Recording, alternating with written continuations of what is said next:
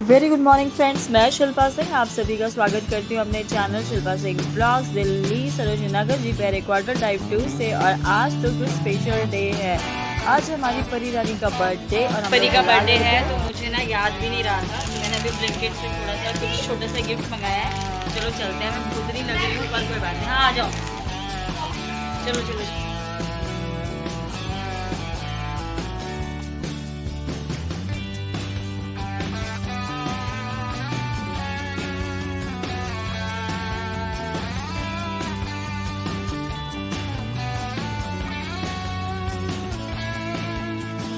It feels so good when you're around. You got the smell, got the eyes, you're coming falling down. I wonder if I can I stay by your side for life?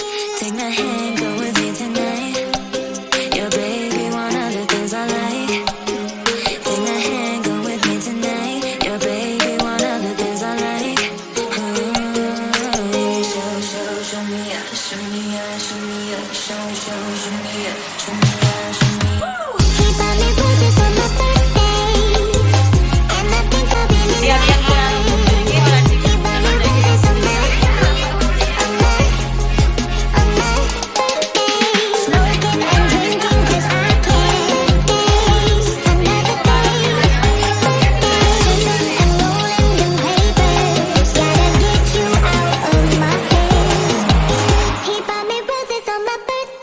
वो कहते हैं ना, ज़िंदगी में है क्या, कुछ नहीं, बस ये पल है। ये पल जो आपके सामने है, ये खुशियाँ जो आपके सामने बिखरी पड़ी हैं, बस जाओ और दोनों हाथ फैलाओ और बटोर लो। एक एक मोमेंट बहुत इम्पॉर्टेंट होता है। हम सब जहाँ हैं, जिस वक्त है, जिसके साथ हैं, बस खुशियाँ मना लेनी चाहिए। और मैं बहुत लकी हूँ, मैं अपने आप को इसलिए समझती हूँ क्योंकि मेरे आसपास जो लोग होते हैं ना, वो मुझे इतनी खूबसूरत वाइब दे देते हैं। तो अश्विनी, आज चीनू का भी बर्थडे है, परी का भी बर्थडे, एक दिन आगे पीछे करके इन दोनों का बर्थडे है। तो हम लोग फिर गिफ्ट दिया था, गिफ्ट नहीं दिया था, बस एक बच्चे को विश करने गए थे। तो लगा था खाली हाथ नहीं जाना चाहिए, तो ब्लिंकिट से जो ऑर्डर हुआ ना वह ऐसे ही कर दिया। बच्चे होते हैं ना, छोटी सी चीज़ों में बेचारे खुश हो जाते हैं। तो यहाँ हमको लेके आ गई थी, क्या नाम है, अश्विनी, कि उसने हमें आइसक्रीम की पार्टी दी। तो हाँ, मेरा पड़ोस भी ऐसा है जो हम लोग, हमारा ग्रुप इतना मस्त है। हमें रोज़, मेरे ग्रुप की मैं सबसे नॉन एक्टिव पर्सन हूँ, पर ये लोग मुझे हमेशा अपनी हर चीज़ में शामिल करते हैं। चाहे वो भावना हो, अश्विनी हो, आशा हो, ममता हो, चाहे वो अमर हो, हमारी फ्रेंडशिप, हमारा बॉन्ड बहुत ही अच्छा है। मंजू दीदी हो, तो मिलते कम में बात कम करते हैं। यहाँ पर मेरा मटर मैंने धोकर बॉईल करके मतलब अच्छे से रख लिए हैं। आलू फ्राई कर लिए, पनीर फ्राई हो गया है। और मैं मटर डाल रही हूँ इसमें।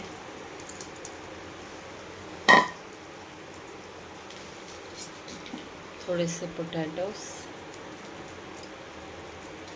अच्छे से मिला दूँगी, और जब इसमें एक खदक आ जाएगी तो मैं डाल दूँगी। फ्रेंड्स, मैं शिल्पा सिंह एक बार फिर आप सभी का स्वागत करती हूँ अपने चैनल शिल्पा सिंह ब्लॉग्स, और हमेशा की तरह अपने प्यारे किचन नवाज से, क्योंकि अभी सुबह सुबह गढ़ाई में और मैं कुकिंग कर रही हूँ। और मैंने आज अपने पति की टी शर्ट पहनी है क्योंकि मैं इतनी आलसी हो चुकी हूँ। मतलब मैं क्या कहूँ यार, मेरे में ना शायद मैनेजमेंट प्रॉब्लम है, और मेरे को समझ नहीं आता था कि मैं प्रायोरिटी किस चीज़ को दूँ। मैंने कपड़े ही नहीं धोए कई दिनों से क्योंकि मेरी मशीन है ना, अच्छे कपड़े नहीं धो रही, उसमें रेशे रेशे से हो जा रहे हैं। तो मैंने सोचा आप मुझे सजेस्ट करना कि वो ना वॉशिंग मशीन में कुछ डालते हैं जिससे ना कपड़ों पे रेशे नहीं पड़ते। उसको क्या कहते हैं, मेरे को नाम भूलने की प्रॉब्लम है। अगर आप मुझे जानते हो तो पता होगा। तो मुझे पता है इसमें से कुछ व्यूवर्स मेरे इतने प्यारे हैं ना, वो मुझे ज़रूर कमेंट करेंगे, क्योंकि ना बड़ा दाग लग जा रहा है, हाथ से कपड़ा मेरे से धुला भी नहीं करता, नहीं धो पाती हूँ मैं। तो ऐसे ही चल रहा है मेरा। तो मेरे पास अभी कपड़े नहीं थे, तो मैंने ना रात में ऐसे मेरे को पहनने के लिए, रात में थोड़ा कंफर्टेबल हो जाता है, तो पति का ढीला ढूला सा मैं पहन ली। पूरा दिखा नहीं सकती, बहुत ही ख़राब लग रही हूँ। और मैं फटाफट से सब्ज़ी चढ़ा ली हूँ। तो आज मैं बना रही हूँ, पता है क्या, आलू मटर पनीर बिहारी स्टाइल। क्योंकि मैं मसाला घर में ताज़ा पीस के, वो वाला नहीं, विलायती मसाला नहीं डाल रही, होटलों वाला, एक घर का जो हमारे गाँव में बनता है ना, मतलब आरा में बनता है, वो वाला स्टाइल में मैं बना। अभी रिया भी आई भी है, और हम लोगों को पता है कि एक जैसा खाना बिल्कुल अच्छा नहीं लगता। पनीर की भी सब्जियां ना डिफरेंट टाइप से, अगर 2-3 बार बना रहे हैं तो अलग अलग तरीके से ही बनाएंगे। तो हमारे घर में ना मेरी भाभी जो हैं वो ये इस तरह से ही बनाती हैं। तो मैंने सोचा चलो आज ऐसे ही बना देते हैं, और अच्छी लगी थी, सबने खा ली थी।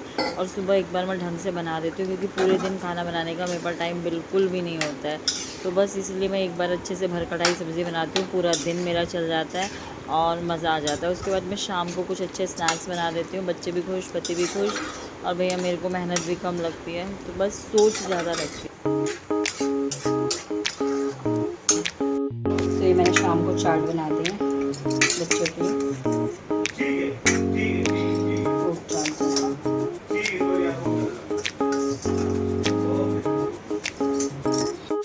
गाइस, हम ये मेरे प्यारे दोस्त, और हम कभी लड़ते ही नहीं है, लाइक ऐसी कोई चीज ही नहीं है, हम एक दूसरे से बहुत प्यार करते हैं, मेरे प्यारे दोस्त। बज रहा है, पता है कि 12:15 हो रहे हैं रात के, पर मुझे अभी तक नींद नहीं आ रही। मतलब सोना चाहती हूँ, नींद नहीं आती।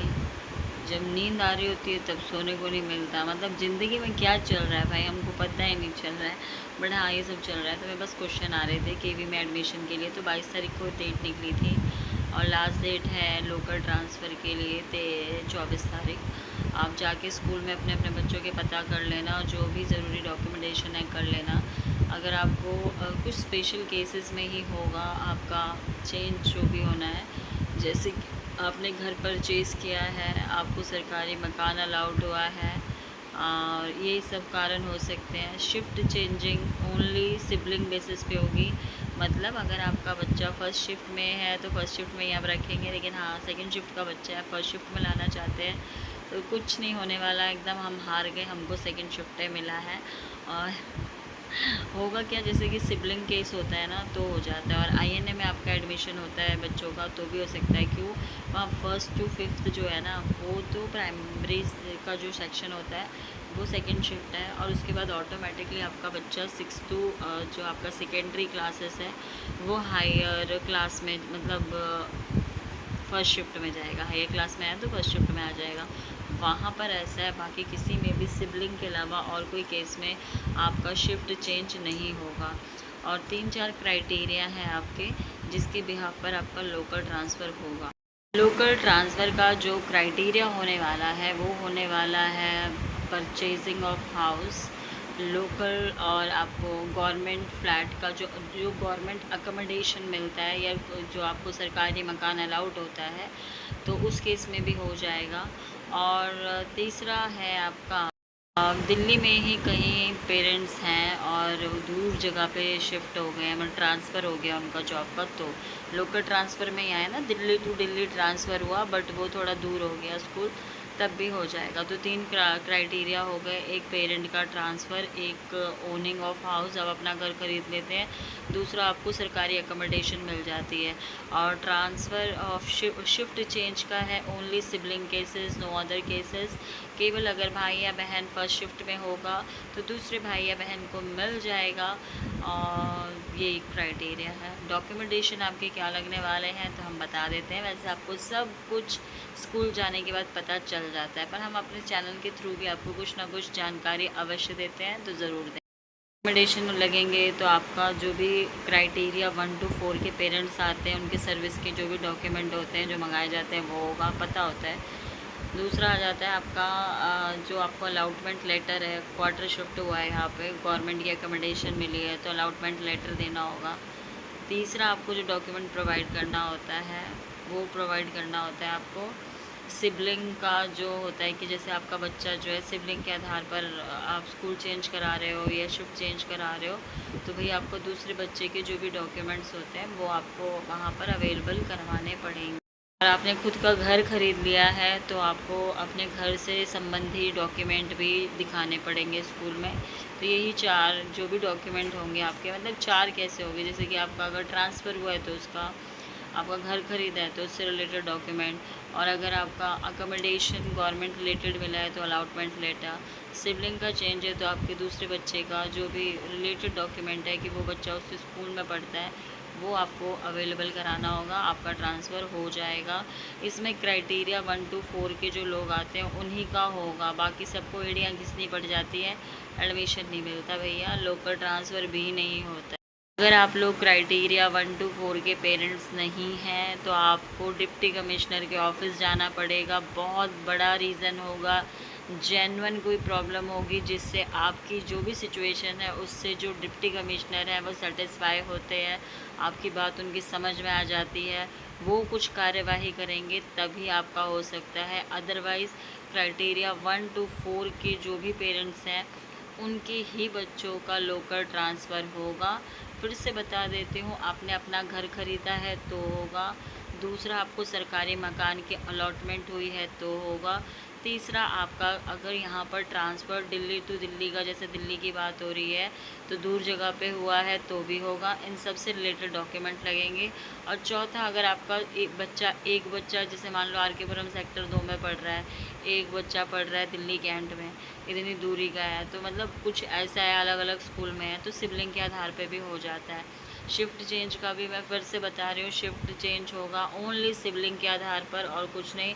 बहुत जेन्युइन केस होंगे उन्हीं के आधार पर लोकल ट्रांसफ़र होता है, क्योंकि सीट्स फुल होती हैं और बहुत मुश्किल होती है। स्कूल वालों के ऊपर में भी बहुत दबाव होता है। 22 तारीख को डेट निकली थी, जो कि हर पेरेंट्स के पास मैसेज आ गया था। और 24 तारीख जो है, क्योंकि ये मुझे द्वारका सेक्टर 5 का मैं बता रही हूँ, क्योंकि मेरे पास मैसेज तब आया था। और फिर 24 तारीख लास्ट डेट है, जो मैसेज मुझे आया हुआ है, ठीक है।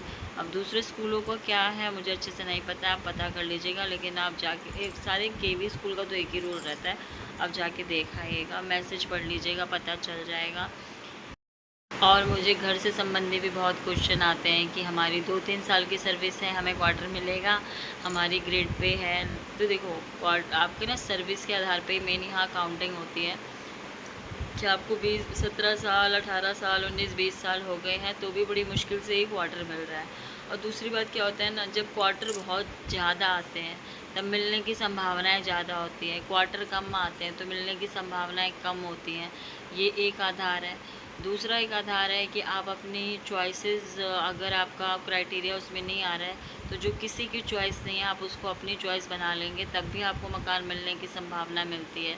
और दिल्ली में अभी ये हो रहा है ना कि इतने सारे, जैसे अभी सरोजनी नगर में ही इतने फ्लैट बन रहे हैं, सेवा नगर में बन रहे हैं, गोल्ड मार्केट में तो आई थिंक टाइप 4 के बन रहे हैं शायद, और सेवा नगर का शायद टाइप 3 का बन रहा है। तो बहुत सारे फ्लैट्स जो हैं वो आने वाले हैं, तो सबको मिलने की संभावनाएं हैं।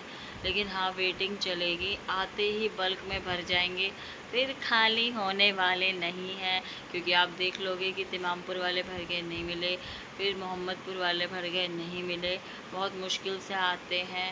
एम्स के पास जो है फ्लैट्स वो भी भर गए, तो कहाँ मिलते हैं, नहीं मिलते। कोई इतनी जल्दी खाली नहीं करता है, तो मिलना बहुत मुश्किल होता है। लेकिन हाँ, जब ये आएगा ना उस समय सोच समझ के आप भरिए, आपको मिल सकता है। बल्क में आने वाले हैं, ये भी है। और इसके अलावा ना, जैसे यही केवल एक ऑप्शन नहीं है, हम लोगों को क्या अभी ये बहुत नए नए घर दिख रहे हैं ना, इसलिए मन एकदम वो हो जा रहा है कि नहीं यही घर है। मान लो जिसकी 2-3 साल की सर्विस है, आप ये दिमाग लगाओ कि बाकी लोग जिनकी ज़्यादा सर्विस हो गई है वो अपने वो घर छोड़ के, जो आर के पुरम में रह रहे होंगे, जो मोती बाग में रह रहे होंगे, नानकपुरा में रह रहे होंगे, पुष्प विहार में, आराम बाग में, MB रोड पे, DIZ एरिया, मतलब इन सब जो इन एरिया में रह रहे होंगे वो भी तो मकान खाली हुए हैं ना, वो भी तो अलॉटमेंट लिस्ट में आएंगे। तो अगर आपको लेना है तो आप वो क्यों नहीं ले लेते हैं, वो ले लीजिए। आपको अब आप अगर उसमें जाएंगे आपको मिलेगा ना, वो घर मिलेगा तो उसको पूरा मेंटेन करके आपको देंगे, ऐसे ही नहीं पकड़ा देंगे। और अभी आप ले लीजिए, और जब लगेगा कि हाँ भाई भरने का टाइम आ गया तो एक बार ट्राई कर लीजिएगा, क्योंकि साल भर का टाइम आपको मिल जाएगा। मानिए, क्योंकि अगर 2-3 साल आपकी सर्विस हुई है और आप एक्स सर्विसमैन क्राइटेरिया में भी नहीं आते हैं, मतलब आप एकदम नया नूर हैं, तो शादी ब्याह भी हो गया है तो ठीक, और नहीं हुआ है तो और ठीक। अगर हुआ भी है तो आप न्यूली मैरिड होंगे, आपके बच्चे होंगे, अगर नहीं हैं तो भी ठीक, नहीं होंगे तो भी ठीक। अगर हैं तो मतलब छोटे छोटे बच्चे होंगे तो आपको 1-2 कमरे में इतना प्रॉब्लम नहीं आएगा। बड़े बच्चे होते हैं तो, क्योंकि आपका लाइफ अभी स्टार्ट हो रहा है, तो आप छोटे कमरे में भी मेंटेन कर सकते हैं, आपको इतना दिक्कत नहीं होगा।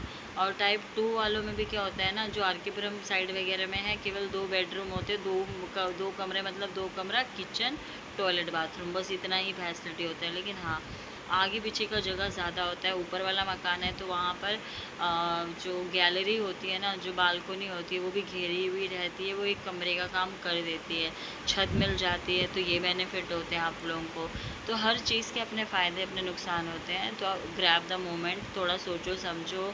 और इतनी सारी वीडियोस मैंने भी डाल रखी है और भी कई अच्छे लोगों ने डाल रखी है, सब देखो जाके, मेड योर डिसीजंस कि हाँ भाई आपको कौन सा लेना है। केवल यही क्वार्टर्स ऑप्शन नहीं है, और भी क्वार्टर्स हैं जो बहुत अच्छे हैं और ऑप्शन में हैं। मुझे आर के पुरम के क्वार्टर पसंद आए थे, वहाँ फलों के पेड़ थे, आप गार्डनिंग कर सकते हो, आपके पास बहुत ऑप्शंस होते हैं यार, बहुत ऑप्शन। और अभी तो स्टार्टिंग है, और खैर यही नहीं है, अभी नए आने वाले हैं, बल्क में आएंगे, बहुत सारे आएंगे। तो मान लो कि सबसे नीचे वाला कोई नहीं ले रहा, आप ले लो। अब वही क्वार्टर्स भरो जो दूसरे नहीं भर रहे, जिसमें आपकी टेंटेटिव पोजीशन 1 2 5 7 8 9 10 तक भी आती है, तो इट्स ओके, बहुत चांसेस रहते हैं मिलने की। दिमाग से भरना, मूर्खता से मत भरना। मान लो कि आपको सन फेसिंग वाला ही चाहिए, 5th floor 1 first second third floor वाला ही चाहिए, सिर्फ आपने वही भर दिया कि चलो यही सारे भर देता हूँ मुझे आ जाएगा, आपका नहीं आएगा।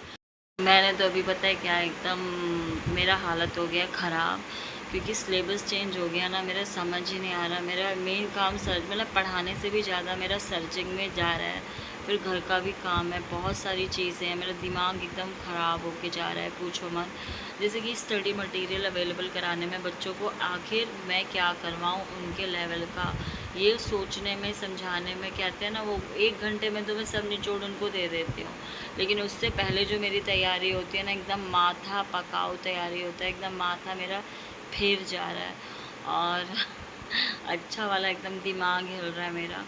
तो अब मैं ज़्यादा, अब मेरा हो गया फुल, जितना मुझे लेना था, मेरे पास बच्चे आ चुके हैं, अब मैं बच्चे नहीं लूँगी, क्योंकि इससे ज़्यादा मुझे नहीं होगा। हाँ, अगर 7th क्लास के एक आध बच्चे मिल जाएं तो हो सकता है, या 8th क्लास के वो हो सकते हैं, या 6th क्लास के, क्योंकि मेरा बैच चाहिए, इससे ज़्यादा मैं टाइम दे ही नहीं सकती, मेरा फुल हो गया है।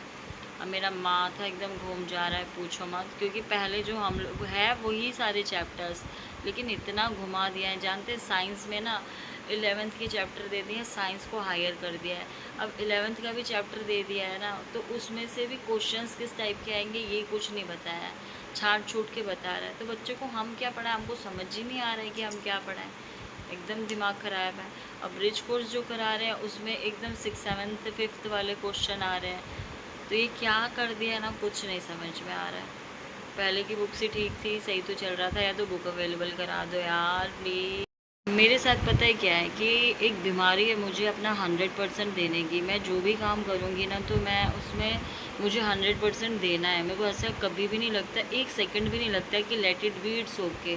मेरे लिए इट्स ओके नामक कोई चीज़ ही नहीं है।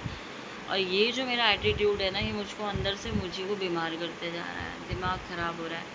वीडियोस भी करनी है, क्योंकि ये काम मुझे एक नशा होता जा रहा है। अच्छा आज आ गई, अच्छा तो मतलब ये चीज़ भी मुझे करनी है।